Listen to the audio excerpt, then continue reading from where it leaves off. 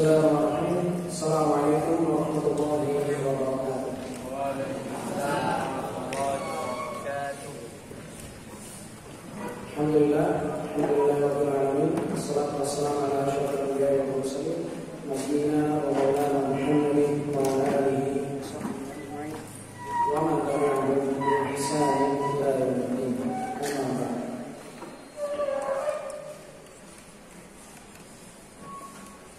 Saya sedikit ngantuk kan? Disegarkan sedikit. Cuci muka sudah. Sedikit lagi, sedikit lagi.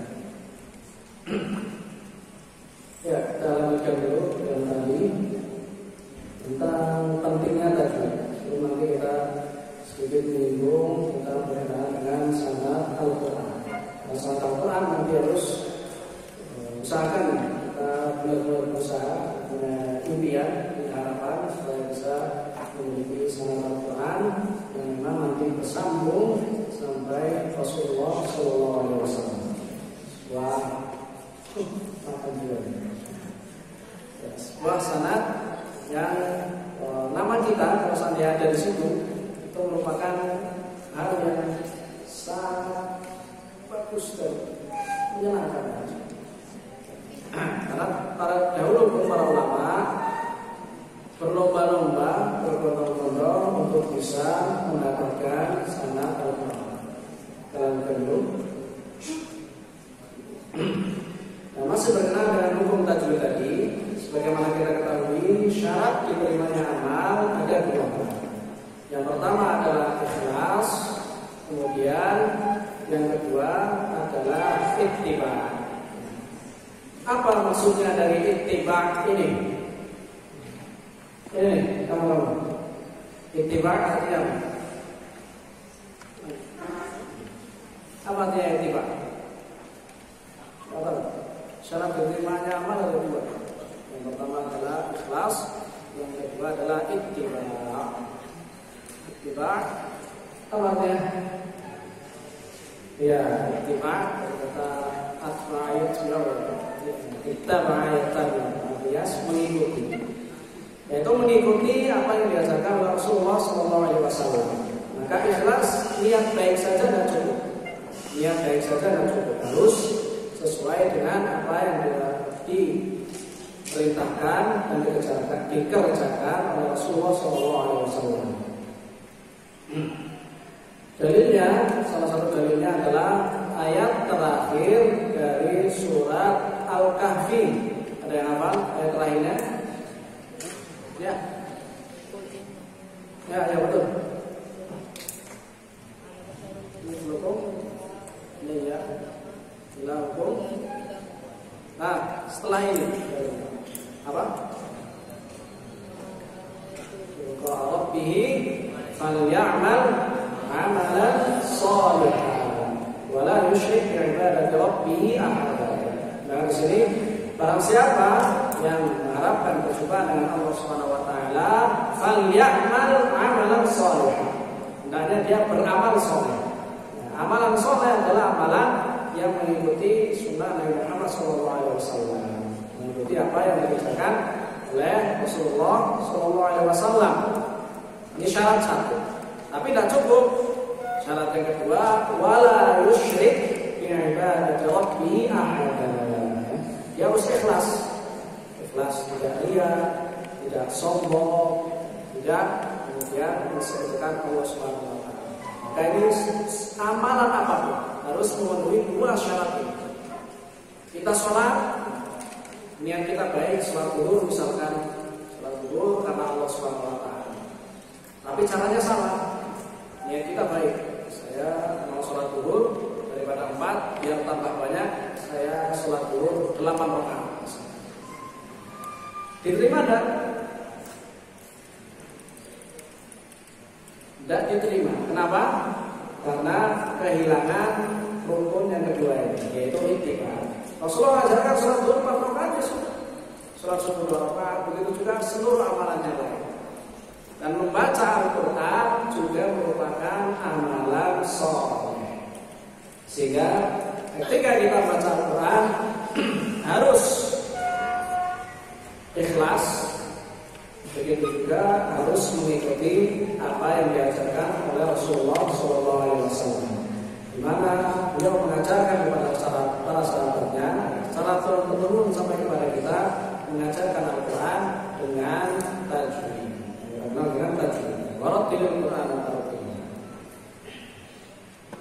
Semakin mirip bacaan kita dengan cara Nabi Muhammad SAW dalam membaca Al-Quran, maka semakin besar pula pahalanya. Amalan apapun, sholat kita semakin mirip dengan beliau, sedekah kita, kemudian puasa kita, amalan apapun semakin mirip dengan Rasulullah SAW, maka pahalanya semakin besar. Karena beliau adalah manusia yang paling bertakwa kepada Allah Subhanahu wa taala. Ana aqaqu lillah, kata beliau, wa akhsyahu. Adalah manusia yang paling bertakwa kepada Allah Subhanahu wa taala dan yang paling takut kepadanya. Oleh sebab itu, amalan apapun usahakan mencontoh, harus ya, dan harus mencontoh Rasulullah SAW. Ini dari yang tadi sudah saya sebutkan. Mahirul Quran, nasaqatul Quran min bawah, wala yaqra'ul Quran wa yatata'ta fihi wa yatata'ta fihi. Wa aisyatun lahu ajrun. Tahapan mempelajari tajwid tadi di sini sudah kita singgung ya. Makharijul huruf, sifatul huruf, belajar makharijul huruf. Makhrajnya di mana? Di bibir, di tenggorokan, bagian tengah atau bagian yang mana, di lidah bagian yang mana. Kemudian mempelajari sifatul huruf, jadi ada sifat jahr, sehingga kita tahu huruf jim, bacanya jim bukan jim, karena kita sudah pelajari sifatul huruf. Huruf lam kita baca lam bukan lo, huruf lo kita baca seperti ini. Kemudian huruf lo, so kita baca dengan tepat, karena kita sudah mengetahui sifatul huruf. Kemudian tarkibul huruf adalah nanti ada hukum nun sukun, hukum tanwin, hukum nun sukun dan sebagainya. Lalu yang terakhir ada riyadhatul alsun. Riyadhah, apa artinya riyadhah? Riyadhah artinya apa? Olahraga. Alsun artinya lidah. Riyadhatul alsun. Berarti olahraga lidah. Maksudnya gimana olahraga lidah? Angkat barbel pakai lidah. Bisa nggak? Saya coba. Maksudnya riyadhatul alsun adalah latihan pengucapan huruf. Jadi kalau seandainya ada huruf yang kurang tepat, mungkin masih ain yang kurang pas, ya dilatih terus, nggak apa-apa. Sambil jalan, nggak masalah. So,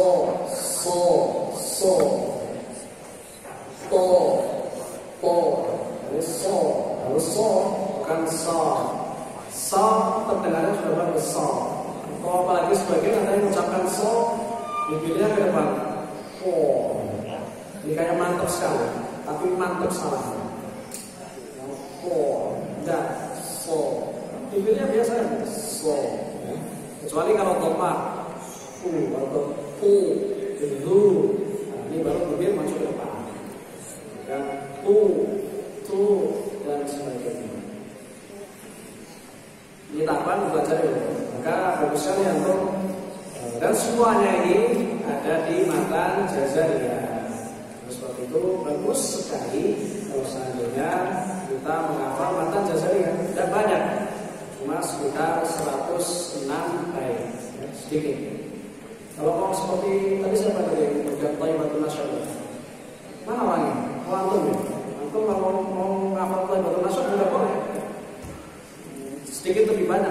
Kalau tadi matan Jazariyah itu 106, kalau Thayyibatul Nasyad itu sekitar 1100. Ya, atau cuma beda 0,1. 1000 lebih dikit. Dan matan Jazariyah sudah mencakup seluruh pembahasan. Makharijul huruf ada, sifatul huruf ada, tarkibul huruf ada, kemudian riyadhatul alsun juga sudah dilatih di situ. Sudah dilatih. Ya. singkat jelaskan beberapa hal berkenaan dengan kesalahan ketika membaca Al-Quran. Kesalahan ketika membaca Al-Quran. Contohnya kalau ada kalimat seperti ini. Nah ini, yang satu pakai da, yang satu pakai vo. Nah, semuanya ini bacanya mahduro, yang satu mahduro. Beda ya, makhrajnya sama tapi sifatnya beda. Dengarkan, yang pertama pakai dal, mahduro. Tapi yang kedua mahduro, zu dan zu, zu, zu, zu, zu, zu, zu. Terus dibedakan antara dal dan zu, zu dan zu. Coba baca, kamu ikuti saya. Yang keras suaranya. Bisa ini. Ada mikrofon satu lagi ya. Mulai namanya. Biar kita semua suara emas. Coba ikuti saya. Mahduro. Mahduro. Kemudian yang kedua sekarang. Perhatikan ya. Yang pakai vo. Mahduro. Mahduro. Kamu tuh, kamu. Yang kedua, yang kedua. Mahduro. Mahduro. Jadi vo ya. Ucapannya vo, bukan zu. Bukan zu tapi vo. Vo. Ini karena ada sifat yang berbeda. Cuma karena satu sifat. Coba. Gantian kamu. Karena nanti maknanya beda. Kalau antum salah mengucapkannya, maknanya berubah. Bisa berubah. Ini bahasa Arab seperti ini. Sifatnya salah, maknanya bisa berubah. Yang pertama dulu, mahduro. Terus sekarang yang kedua yang vo ya. Yang kedua yang ini ya. Mahduro. Bagus. Suara sifat tebalnya sudah terdengar. Kamu lagi coba yang kedua. Mahduro. Mahduro. Yang kedua. Vo atau diikuti saya. Vo. Vo. Ini kan sini ya. Nah. Vo. Vo. Lagi. Vo. Kita dibiasakan terus. Perlu olahraga kita biar terbiasa. Vo. Coba kasihkan sampai. Kamu vo saja. Vo. Nah, vo. Ya, sudah ada terdengar tebal-tebal. Karena vo di sini vo ini tebal ini. Satu lagi, apa lagi? Yang pertama dulu.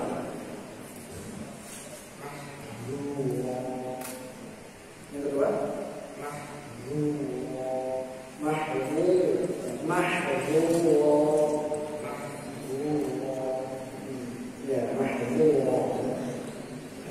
semua lagi. Jangan sampai sama. Belakang. Oh ya, belakang. Siapa?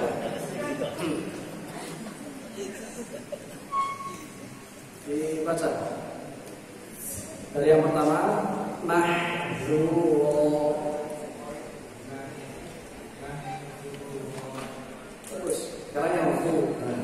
Mahduro. Fu. Ya, sama kayak ucapan ro. Ro kan tebal ya. Ro. Ini fu juga sama. Mahduro. Jadi lagi sedikit. Sekali lagi. Ya, satu lagi. Kasihkan siapa ya? Terserah. Kasihkan dulu. Iya. Sekarang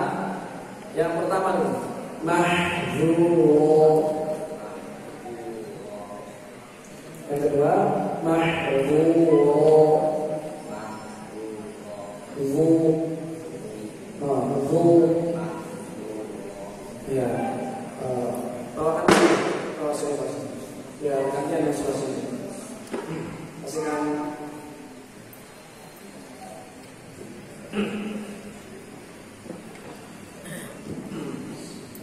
Terdengar kok bedanya. Masih coba perhatikan saya. Perhatikan semuanya. Oh, nilai. Kasihkan ini. Ya boleh.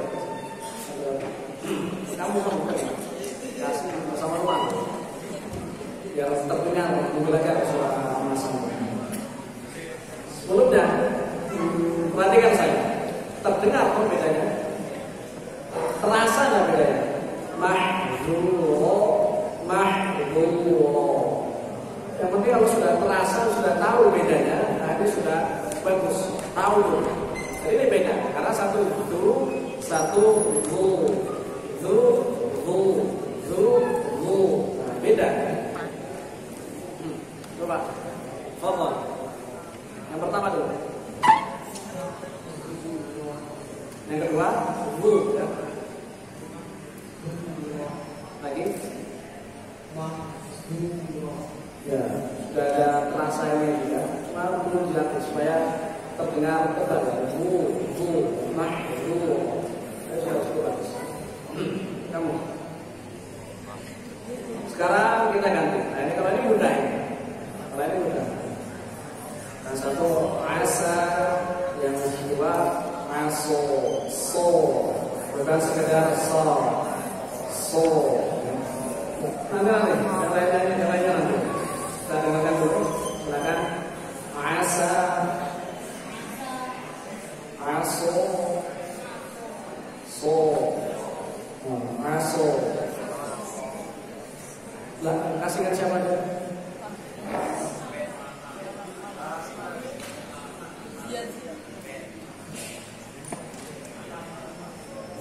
Kasihkan siapa? Oke. Temannya sendiri. Coba ikuti saya yang ini. Asa,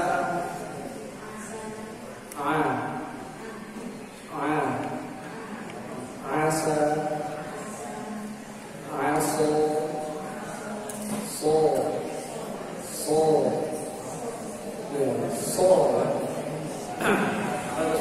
Kasihkan sampingnya. Ya. Kalau bahasa asa dan aso. Soalnya bagus, tapi seperti saya sampaikan, dulunya biasa saja. Aso,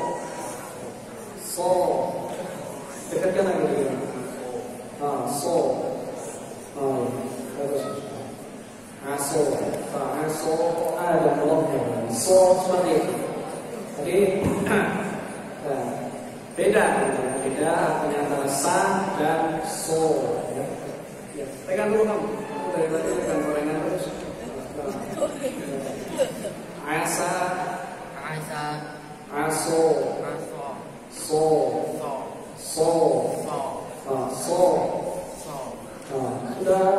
Sudah baik. Perlu dibiasakan. So. Ya. Coba yang lainnya biarkan dulu mikrofonnya di situ. Nanti ada beberapa kalimat yang perlu kita latih juga. Jadi ini pentingnya kita belajar tajwid, mengetahui perbedaan antara satu huruf dengan yang lain. Karena salah huruf kita bisa berakhir pada makna yang salah.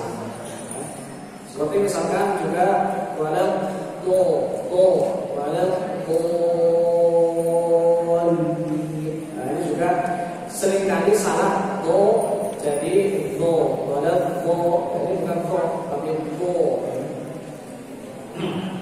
ini diantara kesalahan ataupun ya perhatikan dulu, perhatikan, jangan dipraktekkan dulu, perhatikan.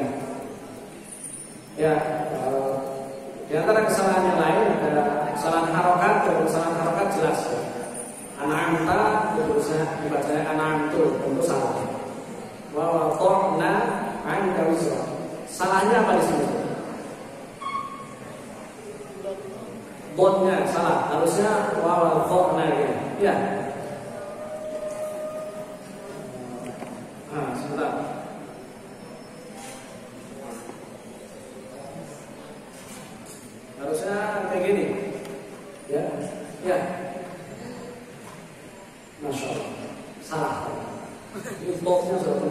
Salahnya di mana ini? Hah? Ya. Ainnya salah, harusnya pakai hamzah.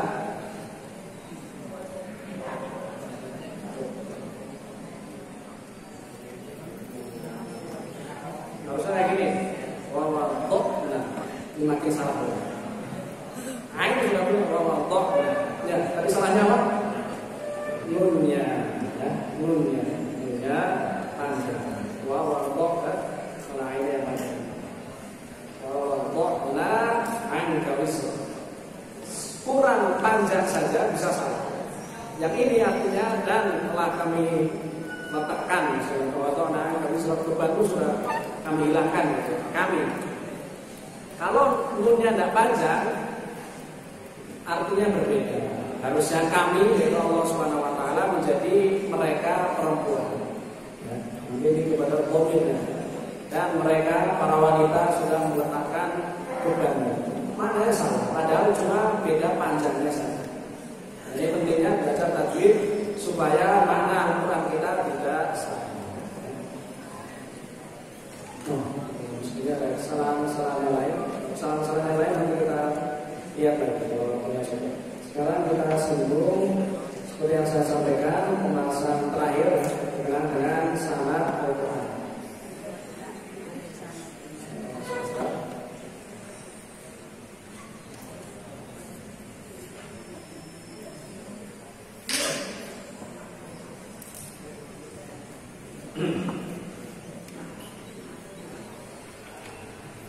Ini berdasarkan firman Allah Subhanahu Wa Taala, "Wa innaka latulaqqal Qur'ana min ladun hakimin alim."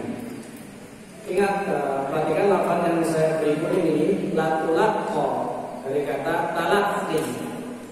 Ini artinya mempelajari Al-Quran seperti tadi, ingin mengambil sanad Al-Quran, mempelajari Al-Quran harus secara talaqqi. Talaqqi artinya langsung dengan guru, langsung dengan guru, ada apa? Saya langsung belajar dari seorang guru. Tidak hanya baca kitab tajwid kemudian langsung pakai, tidak bisa. Harus disimakkan ke guru. Seperti tadi mungkin ada mahdhuro, kayaknya sudah merasa benar, tapi kalau belum diperdengarkan ke guru belum bisa dinilai. Terus diperdengarkan ke guru, bacaan saya sudah benar ataukah belum. Mahdhuro, itu dengan guru.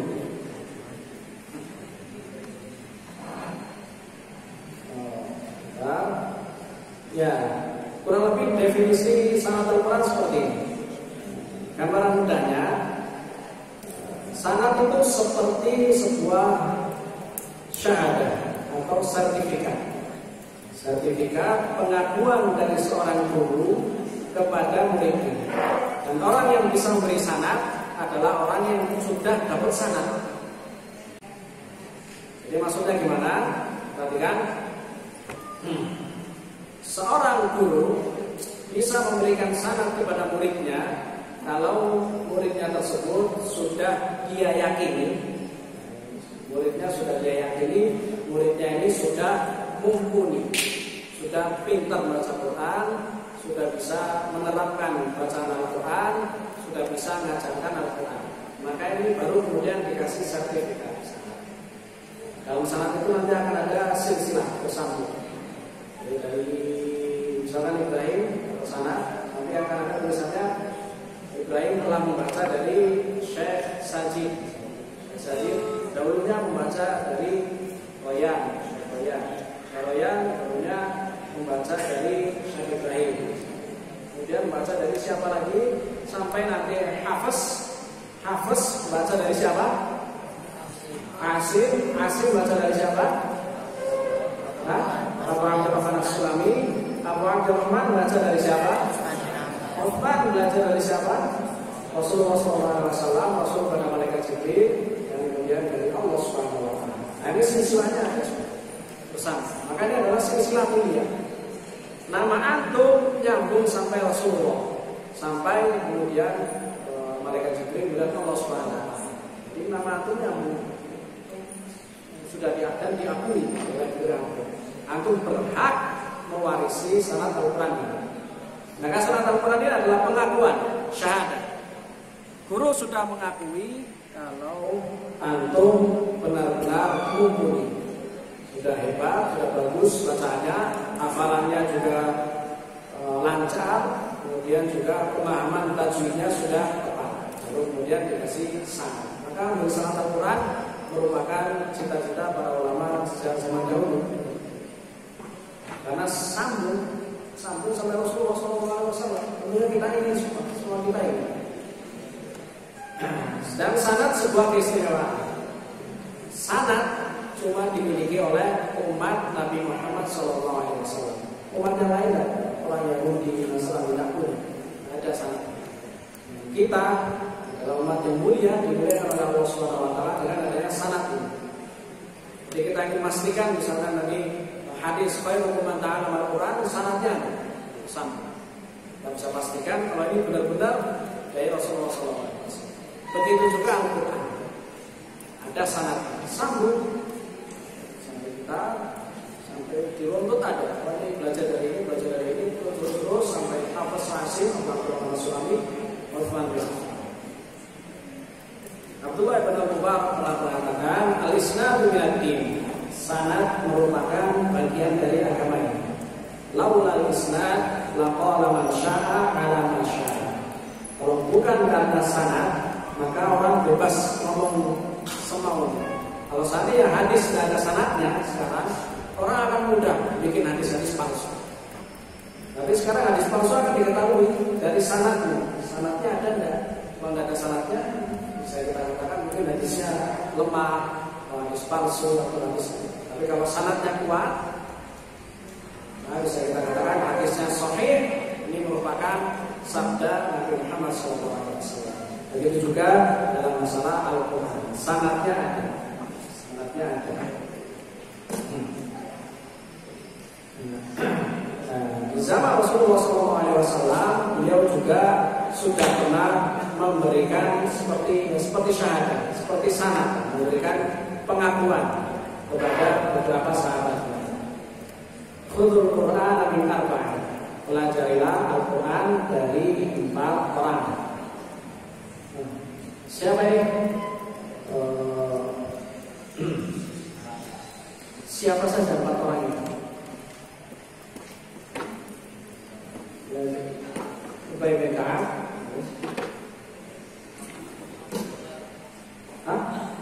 Mu'adz bin Jabal. Kemudian ya, 2 sudah bagus. Sampingnya kamu. Kurang 2 lagi. Ini kita kasih lihat ya.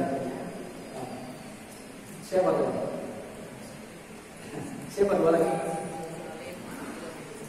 Abdullah bin Mas'ud dan Salim Maula Abi Hudzaifah radhiyallahu anhu wa ardhahu. Abdullah bin Mas'ud, Salim Maula Abi Hudzaifah, Mu'adz bin Jabal dan Ubay bin Ka'ab. 4 orang ini sudah dikasih sertifikat lah ya sama Rasulullah SAW. Kalau sekarang ya sanad Al-Quran sudah diakui, sudah 4 sahabat ini adalah ahli Al-Quran. Bukan berarti yang lainnya tidak ahli Al-Quran. Sahabat semuanya radhiyallahu anhu wa radhiyallahu wa'ad dan al-jannati wasabiqul awwaluna minal muhajirin wal ansar wal ladzina tabauhum bi ihsan radhiyallahu anhum wa radhiyallahu. Semuanya diridhai oleh Allah Subhanahu wa taala. Surat apa ini? Surat apa? Sabiqul awwalun At-Taubah. Ayat berapa? Kemudian kalau nggak salah ayat ke-100. Bisa dicek. Ya. Semangat para ulama dalam meraih sanad Al-Quran. Para ulama dulu sangat semangat untuk bisa mengambil sanad Al-Quran. Lihat yang pertama ada Imam Nafi', rahimahullah. Dia berkata, "Qara'tu ala sab'ina min at-tabi'in." Enggak cukup belajar khatam Quran 1 orang selesai dah. 70 tabi'in diambil semuanya. Yang beliau temui semua ambil baca setoran. Ada qaulun, ada murid beliau 6 qaulun namanya. Qaulun beliau berkata, beliau pernah ditanya karena beliau hadir terus di majelisnya Imam Nafi'. Dari Imam Nafi' salah satu muridnya Qalun. Pernah Qalun ditanya, sudah berapa kali kamu khatam sama Imam Nafi'? Maka beliau jawab, saya nggak tahu berapa kali, tapi saya sudah setoran terus sama dia sejak khatam Quran. Saya kemudian setoran terus sampai khatam, ulang lagi sampai 20 tahun. 20 tahun setoran terus, nggak bosan-bosan. Bahkan saat itu yang heran malah Imam Nafi'-nya ini. Imam Nafi'-nya heran sama Qalun. Kamu sudah puluhan tahun setoran sama saya terus. Sudah, kamu pergi ke sana, ke salah satu tiang, kamu sekarang mengajari orang. Ini dikasih sanad gitu. Kamu mengajari orang, nanti saya kirim murid ke kamu. Nah, setahun, 2 tahun, 7 tahun, aku sedikit, 20 tahun lebih. Nah ini, kata Imam Al-Ghazali, lihat guru beliau talaki. Total keseluruhan jumlah guru talaki yang ditemui adalah 365 orang. Setoran Al-Quran. Kenapa ini? Di belakang.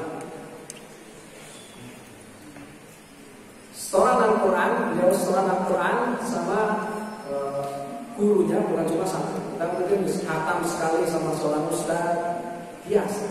365 orang. Lihat lagi Imam Abu Hasan Al-Basri. Beliau bisa setoran sama gurunya qiraah sab'ah sampai 90 kali hatam. Sudah hatam Quran berapa? 2. Insyaallah. Lumayan. Sudah pulang itu sudah mulai bagus. Jadi Ramadan apa lagi? Usahakan bisa hatam Ramadan bisa. Jadi seterusnya bisa hatam terus. Nah, ini Imam Abu Hasan Al-Basri 90 kali hatam. Ini baru sama satu guru, belum guru-guru yang lain. Belum dengan guru-guru yang lain. Maka semangat untuk setoran Al-Quran, mengambil sanad Al-Quran. Nah, di antara syarat mengambil sanad Al-Quran, syarat umumnya yang pertama adalah jelas hafal Al-Quran 30 juz dan lancar. Jadi ini sanad Al-Quran nanti setelah antum hafal Quran. Saya hafal Quran lancar. Nanti antum harus punya cita-cita, saya pengen ngambil sanad Al-Quran. Yang nama antum ada sambung sampai Rasulullah SAW. Ini suatu hal yang baik, dan merupakan semangat ataupun motivasi para ulama sejak zaman dahulu. Menguasai dengan baik ilmu tajwid. Bila kalau ditanya shad, kenapa dibaca shad, kenapa ain dibaca ain, kenapa shin dibaca shin seperti ini, sifatnya apa saja. Kemudian ta, kenapa ada nya ini kenapa, kaf juga ada nya ini kenapa. Kemudian kalimat-kalimat lain yang berkenaan dengan hukum ilmu tajwid. Nah, biasanya juga disyaratkan untuk ngafal matan jazariyah. Biasanya disyaratkan ngafal matan jazariyah. Hafal matan jazariyah, kemudian dites, lancar, paham, boleh setoran 30 juz. Setelah itu baru boleh setoran. Jadi dia setoran dari Al-Fatihah sampai An-Nas 30 juz komplit tanpa ada yang kurang. Barulah kemudian kalau gurunya juga sudah merasa dia sudah menguasai dengan baik, bisa mengajarkan Al-Quran, baru kemudian nanti dikasih sanad, dikasih ini, dituliskan di situ. Laqad qara'a alayhi, sungguh telah setoran membaca kepadaku Ibrahim misalnya. Min awalil Quran ila akhirih, harfan harfan, dari awal Al-Quran sampai akhir Al-Quran, huruf per huruf, semuanya komplit. Ada tahun ini, bulan ini, tahun sekian, kemudian ujizu, aku memberikan fa'ajaztu, kemudian aku memberikan ijazah sanad ini kepada dia, dan di situ akan dituliskan wa akhbartuhu, dan aku kabarkan dulu saya ngambil sanad ini dari Syekh Fulan, sampai Rasulullah sallallahu alaihi wasallam yang diberikan Allah Subhanahu wa taala. Anda tulis di situ. Oke. Jadi nama antum ada di urutan di situ. Kalau mendapatkan sanad dan ini tujuan aku usahakan untuk punya cita-cita. Kan saya juga seperti itu. Jika selesai apa, bismillah, saya berdoa, gimana supaya bisa mengambil sanad Al-Quran. Sekolah sama syekh yang sudah punya sanad, kemudian diakui kita diakui kemampuan, dan kemudian kita bisa mendapatkan sanad Al-Quran. Nah, ini diantara faidah tadi. Faidah memahami sanad Al-Quran atau sebelumnya sebentar. Ini gambaran contoh sanad Al-Quran. Ini gambaran contoh sanad Al-Quran. Ini sanad saya dalam riwayat Hafs. Dulu penulisannya seperti ini. Tulisannya apa namanya? Nggak bisa diperiksa. Ini sudah. Ini yang ini guru saya, Ibrahim Yusuf Khalil. Ini sanadnya sambung riwayat Hafs sampai di bawah ada Rasulullah SAW. Ini model tulisan sanad yang lawas. Model yang baru dari Masjid Nabawi, kebetulan saya sekolah di Masjid Nabawi juga, alhamdulillah. Kemudian dapat dari Dewan Resmi Masjid Nabawi. Ini sanadnya dari Masjid Nabawi. Ini kantor Masjid Nabawi. Logo kantor Masjid Nabawi.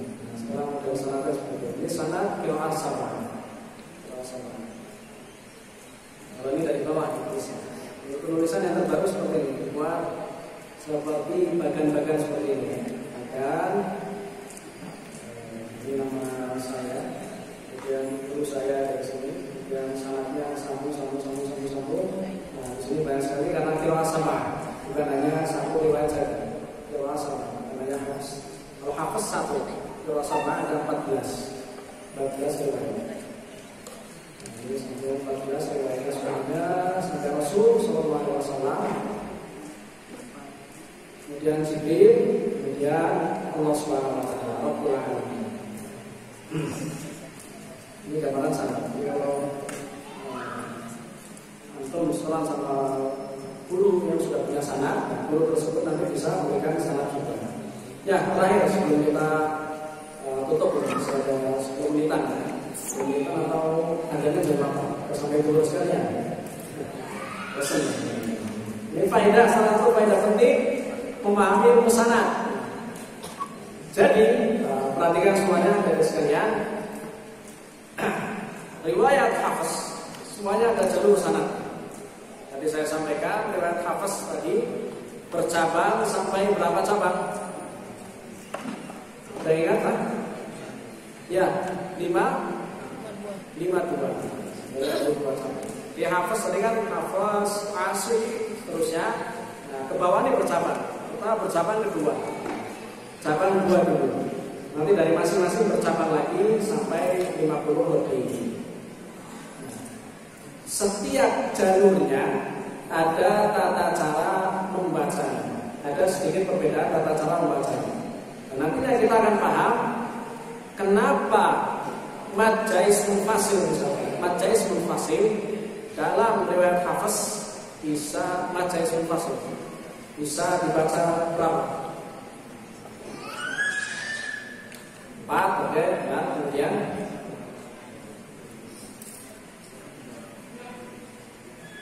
kemudian 2 bisa. 2, 4 atau 5.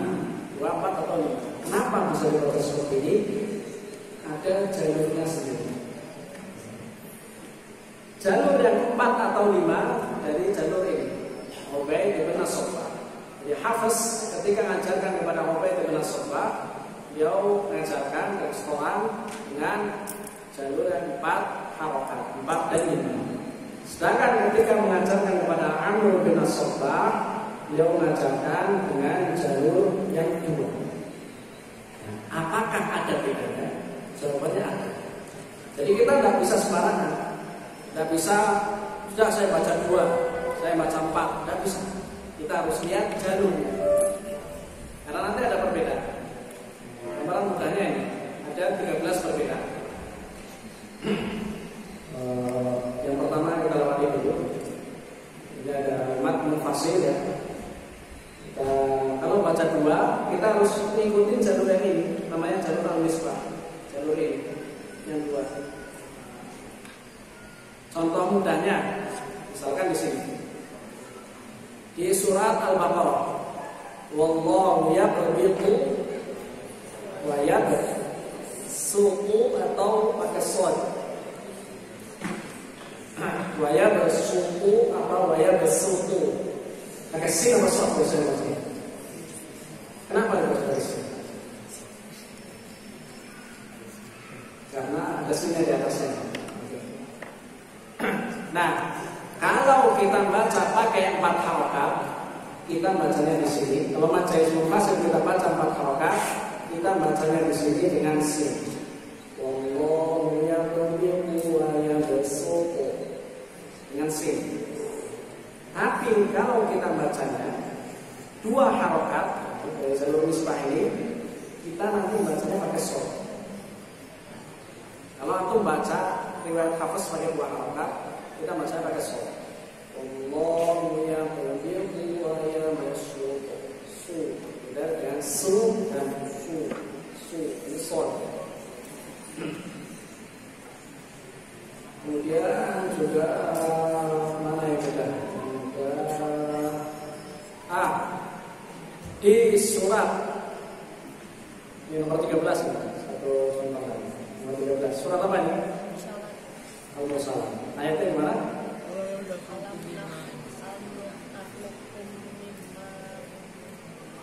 Ya. Di sini ada 2 cara baca. Ada 2 cara baca. Kalau kita membaca dengan 4 harokat, membaca ismul fasil 4 harokat, kita akan membacanya bisa dengan 2 cara. Yang pertama seperti dibacakan tadi, mikrofonnya yang lain.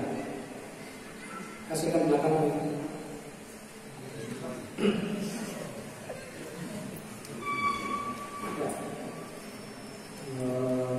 Dibaca ini aja ya. Yang pertama dengan cara idgham kamil, idgham yang kamil, idgham yang sempurna. Coba diikuti saya. Ini alam nakhluqukum. Ya, ini idgham kamil. Cara yang kedua dengan idgham naqis. Naqis artinya apa? Apa? Kurang.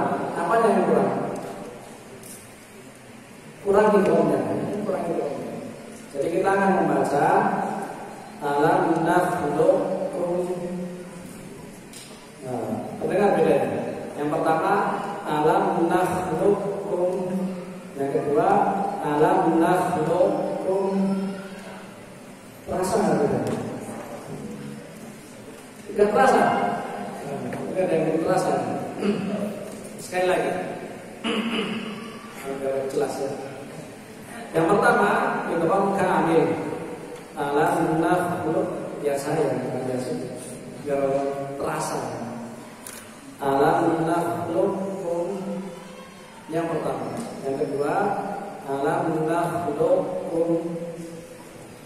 Belum terasa. Kayaknya perlu lebih dekat lagi ya. Terasa nggak bedanya? Terasa nggak bedanya? Coba kamu pakai cara yang kedua, idgham naqis. Hah? Apa? Iya ya, tahu lagi. Yang idgham naqis cara yang kedua ya. Alam nakhluqukum. Lo bedanya di sini. Lo yang pertama lukum, yang kedua lokum. Alam nakhluqukum. Dicoba dulu.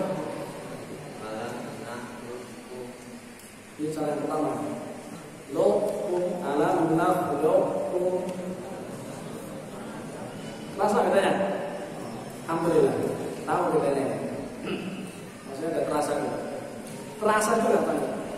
Terasa bedanya. Cuma mungkin praktekannya mungkin ya karena belum terbiasa. Nanti akan saya kasih tahu kenapa seperti itu. Coba ini yang dari tadi sudah merasa. Kamu kasihkan mikrofon. Kasihkan mikrofon. Cara yang pertama mudah jelas, mudah. Alam nakhluqkum. Sekarang cara yang kedua. Kamu gak paham maksudnya. Alam nakhluqkum. Bagus ya. Sampai aja. Alam nakhluqkum. Masih seperti yang pertama. Nakhluqkum, nakhluqkum. Sudah lumayan, sudah terasa cara yang kedua. Nah, perhatikan di sini terakhir. Kenapa yang kedua dibaca alam nakhluqkum? Jawabannya karena idghamnya naqis, tidak sempurna. Jadi seakan-akan huruf qafnya di sini masih ada. Kalau kita baca qaf kan alam nakhluq seperti ini kan. Nah, dia qafnya sisa dikit. Jadi sehingga kita baca alam nakhluq kayak mau ke qaf tapi kemudian ke kaf. Alam nakhluqkum. Bukan alam nakhluqkum, bukan kum, tapi lo langsung pindah ke kaf. Kum. Ya. Ikuti saya semuanya. Cara yang kedua ya. Alam nakhluqkum. Ya, so sudah terdengar mana yang bisa lokum. Ini cara yang kedua. Kalau kita baca pakai jalur yang ini, ya, jalurnya sendiri yang 4 harokat atau 5 harokat, kita boleh pilih salah satu. Tapi kalau bacanya pakai yang 2 harokat, maka kita baca harus pakai yang idgham sempurna. Alam nakhluqkum. Alam nakhluqkum. Nanti ada cara-cara yang lain seperti la ta'manna. Sudah ini benar-benar yang lain. Saya pengen lihat kalian baca ini. Surat apa ini? Yusuf. Surat Yusuf. Apa maksudnya ini ada tanda hitam-hitam di atas swingnya ini? Ya, apa itu? Gimana dulu? Gimana?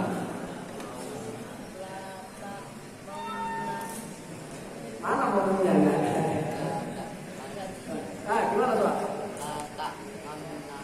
Ya, bagus. Cuma di nunnya dipanjangkan sedikit gunnahnya. Ismam seperti tertulis di sini ya. Ismam memberikan isyarat ketika masuk ke nun. La ta'manna, la ta'manna. Sini perhatikan sini. Kamu perhatikan sini nggak ada? Perhatikan. Terakhir. Coba terakhir. La ta'manna. Ya, coba diikuti saya semuanya. Harus seperti ini semua. La ta'manna.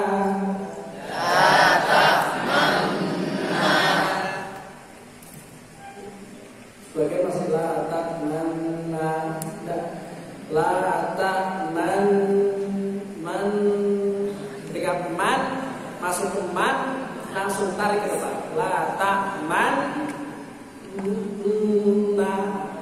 La ta'manna. Sekali lagi. La ta'manna.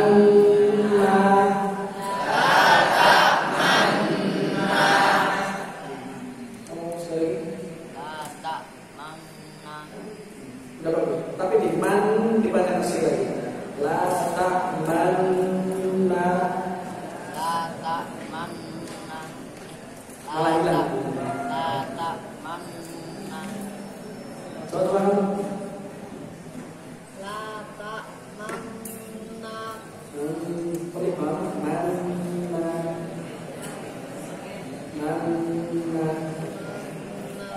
Ya, jadi ini pun salah satu bukti kalau ilmu tajwid tidak mungkin otodidak.